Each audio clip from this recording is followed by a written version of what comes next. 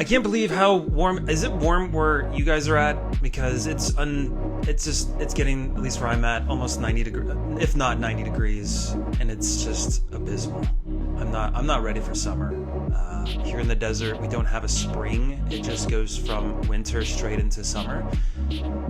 So that's always fun. And I'm starting a little bit early here, a minute early. So I'm gonna have some people coming. No, it's cold. Cold in New Mexico. That's not fair. That sounds like in April to me, not 90 degrees, but what do I know? So yeah, gonna cover just a few things. One, I wanted to answer some of the questions that you might have asked on Monday. Talk about an app that I think is you may want to have just from an experience I had this last Sunday. And then I also wanted to talk about the interview with Matt Fradd and Mark Walhbergs. I don't know if you saw that, but it's actually kind of funny. But anyways, let's just jump into the questions. So, come on, there we go. All right, so here we go. We're going to start with this page as far as the questions that you asked on Monday. Thoughts on how soon to baptize after baby is born? Well, the church definitely suggests getting your child baptized really as soon as possible. Not like the day of, but it's very much hinted, at least a week after get it done. So really as soon as possible. I can't even read the second one. Are there something actual purgatory? Oh yeah, that's right. Are there any Bible verses within that's talking about purgatory? Yes, there are. I even think I have an image of that I can share because I just, did a simple Google. So yeah, purgatory and Bible, you put it in there, it gives you the answers right there. So in case you were wondering if purgatory is in the Bible, there you go. There's your Bible sources. But let's go back to the questions at hand. Advice for saying rosary with kids, toddler and baby. I mean, you're not going to get full participation from a toddler or a baby. So the best suggestion that I would be is just to pray the rosary. And if they're around, perfect. You don't have to force them to pray with you. But just having them see you pray the rosary consistently is the best thing to do. Because then they're going to see it. And then they're going to want to participate as they grow a little bit older. Who's your confirmation saint and why did you choose them? I chose a saint called Saint Genesius. He was back around in the old Roman days. There isn't too much about him aside from the fact that he was an actor. I believe he's the patron saint of actors, lawyers. There's a few more, I think, looped in there. But basically, he was an actor portraying, not in a good way, Christians in plays. And he seemed like a method actor because he went up to a priest and was like, hey, like how does this whole baptism thing work exactly? And so the priest showed him how to do a baptism. And I can't remember if it was at that moment or if he was actually pretending to baptize a Christian in a play is when he had that conversion. And then I think he tried to convert like Romans as to Christians. The emperor saw that, was peeved, and executed him. So that's patron saint. I chose him because I'm an actor, so it goes hand in hand there. Let's see. There is, at the very bottom, it says nude baptism of babies. I think they saw or witnessed this. What are my thoughts on it? I've never seen one before. I don't think it's not allowed, obviously, but I've never seen it, and I really have no opinion on it because I don't know. I think if it was an adult nude baptism, that would be where I'd be like, nah, time to find a new parish. Have I received in the hand? Yeah, I have. Yeah. That's how when I went to get my first communion, that's how it was done. That was the 90s. And even recently, like when first going back to Mass, when there was just absolutely no communion on the tongue, it was a difficult struggle for me because obviously, I always prefer receiving on my tongue, but I also wanted to receive Jesus, and I also didn't want to disobey, priests or bishops at that time. So, okay, so it's a custom in the East with Orthodox to have nude infant baptism. Okay, yeah, I don't know. I don't think it's too customary in the Western Church as far as infant baptism, but Interesting. Sorry, this was just a comment I see. Father Ryan there entered in there. Gotta enjoy that chat lag. Is it a sin for me to be too prideful in my Catholic faith? I mean, towards others. Yeah, I mean, you don't. Yeah, you don't. You want to be charitable when you're talking to others that maybe are not in the same part of their journey as you are. You don't want to come off as condescending. So yeah, you just worry about yourself, I think. Let's see. I got a question. I'll go through some of the questions that you're putting in the comments section. Let's continue. How tall am I? Centimeters or feet? I'm about 6.2 feet. Sorry, I got distracted there. Do I go to hell or purgatory if I have a mortal sin? Well, let me just tell you this. If you are under mortal sin right now, get to confession literally as soon as possible. Survive enough to get to confession. That's all I gotta say. Don't die under mortal sin. Is Christianity a religion? I think it is a relationship. I'm Catholic, by the way. God bless. How would you respond to that? Trying with charity, okay? With charity, probably be like, "Are you kidding me?" Of course, it would be a Catholic that would ask that. I digress. Yes, Christianity is a religion. I think a lot of confusion comes because, well, Catholicism and even the Orthodox Church were the original Christians before they split off, and then you had some weird heresies like Arianism, and then all these other types of knockoff of Christianity, calling themselves Christians. So it's like, well, how do you differentiate between like Catholicism, or at that time Christianity? I don't know exactly when that occurred, but or like when we started calling ourselves Catholics, but yeah, it's a way to differentiate ourselves. Let's see. I can't read that one. That's perfect. What's that candle that smells like incense called? Oh, okay. Yeah. So this, can't even see it, but it's called, it's from Feast Day. It's the High Mass.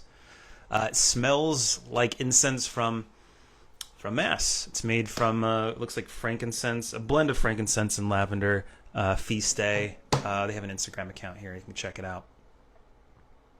I did see a question arrive on, let's see, how does a Protestant get into a Catholic church? Well, they can just walk into one.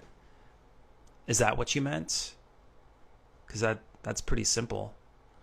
I'm assuming, how does a Protestant become a Catholic? Well, there's a particular class called RCIA, if that's something you're interested in, but I always recommend talking to a priest before you even do that. So find a parish, talk to the priest, set an appointment up, and go from there. Let's see here. All right, so I'm going to jump into the next topic at hand, which a fun, well, not really a fun story, but this Sunday we went to, my wife and I, my kid, went to stop at a store just to pick up a gift for a friend. And I was just sitting in the car with my kid in the back, and I have this app called Citizen.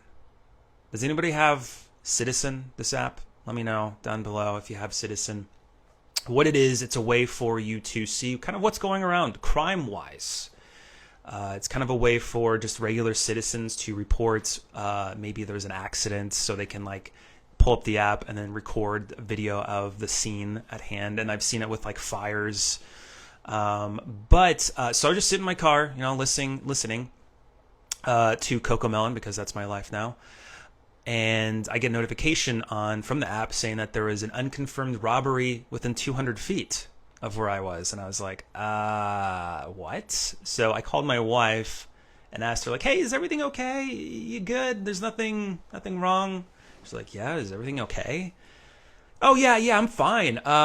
Just so you know, there's an unconfirmed robbery happening pretty close to us, so just be aware of that. And then I found out that it was like, I was in a parking lot, and on like one side was the store, and the other side was another store, at Best Buy.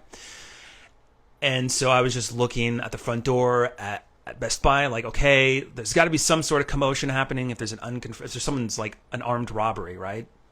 So I just was watching patiently, and there's nothing like you'd think maybe I'm just so desensitized to television showing all of these crazy things that happen in robberies and people frantically running. That wasn't the case. I'm fairly certain I saw the person get into a truck and like peel out. So that was weird. But then it gets weirder because you can see the cop cars. They came, and I'm just like watching this call unfold, and then they follow. I think they knew where this guy was going because a couple cop cars booked it towards that specific area. Lo and behold, they went to like a shootout, like not too far where I was at, and this guy was like shooting towards traffic. So, long story short, hey, listen, Cocomelon in the car is the only way to keep my sanity from my child flipping out. And it's, mind you, okay, sidebar, Cocomelon. I don't understand what the effect it has towards children, but like I don't show my children the actual cartoon. I just have the audio play. And it just like that. It's amazing. Anyway, sidebar. What I was trying to say is, so this app effectively made me aware of an armed robbery happening where I was, so that like I didn't, unbeknowingly, that's a word, just walked into another store and confront an armed robber. So, Citizen, get the app if you haven't already. That's my little story. So if you don't have it, I recommend downloading it. It's actually pretty cool. And then if there's something big going down too, they actually have like reporters. And it's kind of like a news station, but meant for citizens. So, all right. So with that being said, did anybody catch the interview with Matt Fradd and Mark Walhbergs talking about the Father Stu movie? Let me know down there. It was interesting. The whole like not run around, but because I guess they were doing all of the Catholic, I guess, news people and content creators, they get like 7-8 minutes to talk with or just ask questions to Mark Walhbergs, which okay, it's cool. So my assumption with Matt's interview with Mark was probably at the very tail end, and Mark had heard all of the questions. So I'll play a clip for you because it's actually pretty funny. This is from actually Matt Fradd's channel. That's what I took it from, but let me find it here. Okay, here we go. What was that like, gaining that much weight? It wasn't 3 weeks. You know how the story starts, right? And then the myth grows. Next time I do the interview, it'll probably be, you gained 30 pounds in 3 hours. How did you do it, Mark? Tell me the bloody story. Right. Okay, I added that last soundbite, but so yeah, I thought that was kind of hilarious. And then there's some people, and even Matt like put in, I don't know if it was joking, he's probably jokingly, that it was an awkward interview. I think it might have just been like the way it was done because he only had a certain amount of time to like get these questions and get answers out to. But the fact that Mark was making fun of his accent, which he did apologize for. I don't know if you saw that at the very end, he apologized about mimicking his accent. But did any of you catch that? By the way, let me see if anybody did.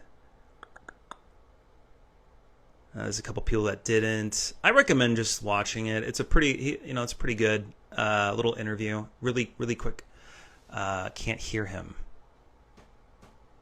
I don't know if you were able to hear the video, but if you weren't able to hear the video, just go on YouTube, go to Pints with Aquinas. It's, I think, one of the first recent videos.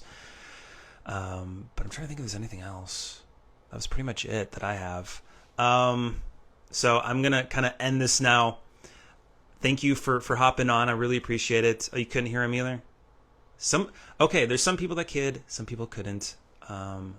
I'll have this uploaded so that you can rewatch it and watch it, listen to it, I guess, if you will. Just go to Pints with Aquinas and check it out. But well, hey, I hope you have a great Friday and preparing for Holy Week next week. I'll do another live video on Wednesday. I'm not going to do it on a Friday. So I'll talk to you then. Take care.